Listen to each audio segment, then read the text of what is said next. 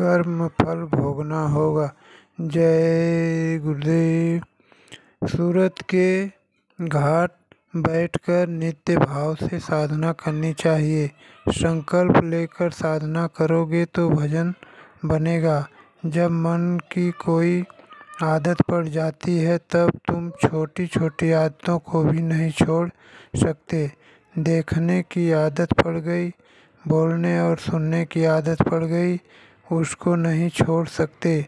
पर सत्संग में आते जाते रहोगे, महापुरुषों से जुड़े रहो तो धीरे धीरे पुरानी आदतें छूट जाएंगी।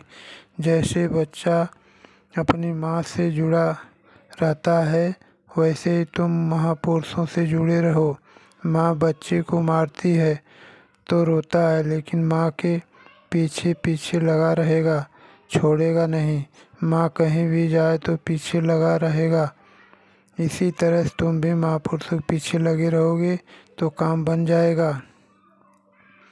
हर चीज़ का समय होता है। समय पर जो काम किया जाता है वही फलदायक होता है। समय निकल जाएगा तो कुछ होने वाला नहीं। दुनिया के काम समय से करते हो, जवानी में ही दुनिया बसाते हो, सामान इकट्ठा करते हो। इसी तरह से जवानी में ही भजन कर लो। बुढ़ापा आया तो दुनिया के काम होना मुश्किल होगा, फिर भजन क्या करोगे। महापुरुषों का इतिहास है कि 98% लोगों ने जवानी में ही भजन किया।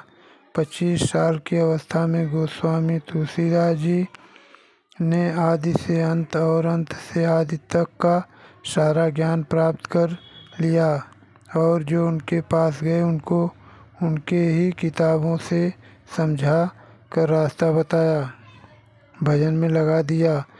2% ऐसे लोग आए जिन्होंने बुढ़ापे में भजन किया। 2% ऐसे लोग आए जिन्होंने बुढ़ापे में भजन किया, उन पर महापुरुषों की विशेष दया हुई, वो तो अलग की बात है। कहने का मतलब यह है कि सुमिरन ध्यान भजन की आदत पड़ जाए तो यह करने लगोगे, और जब घाट पर बैठने लगोगे तो अंदर में रस आने लगेगा। सूरत अपना काम करेगी और उसके आँख कान खुल जाएंगे। तो यह आदत की बात है। यह आदत आज से ही नहीं बल्कि जन्म जन्मांतरों की पड़ी हुई है।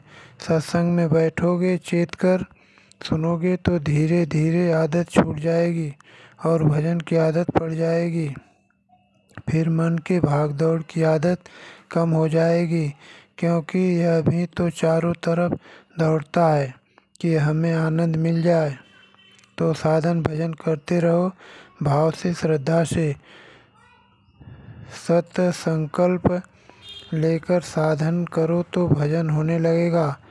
तुम ऐसे ही रूखे सूखे बैठ जाते हो, इसलिए तो तुम्हारा भजन नहीं बनता। खाना पूरी कर ली और सोचते हो कि भजन हो गया। भाव से बैठो। यह संसार है, इसमें सत्संग की ज़रूरत है। जब सत्संग मिलेगा तो समझ में आएगा कि हम यहाँ क्यों आए, कहाँ से आए और कैसे वापस अपने घर जाएंगे। हमारा अपना काम क्या है और पराया काम क्या है। यह शरीर तो मिट्टी है, जब यह छूट जाएगा तब वह मिट्टी में मिल जाएगा। कर्मों का फल भोगने के लिए सूरत नरकों और 84 में चक्कर लगाती रहेगी। यह छूट जाएगा तो दुनिया के सारे सामान, सारे सगे संबंधी, फौज फाटे सब यहीं धरे रह जाएंगे। साधना का द्वार इसी मनुष्य शरीर में है और किसी और शरीर में नहीं है। तुम जो क्षणिक आनंद का सुख लेते हो, जो रस तुम्हें आता है, वह तो सूरत से है, क्योंकि सूरत चेतन है और उसी की चेतनता से यह शरीर तुमको चेतन लगता है। जैसे आप कोई चीज़ खाते हो तो लार तो आपके मुख में बनता है और उसी से आपको स्वाद आता है, पर आप कहते हो कि मज़ा आ गया। खाने में कितना बढ़िया स्वाद था। जय गुरुदेव।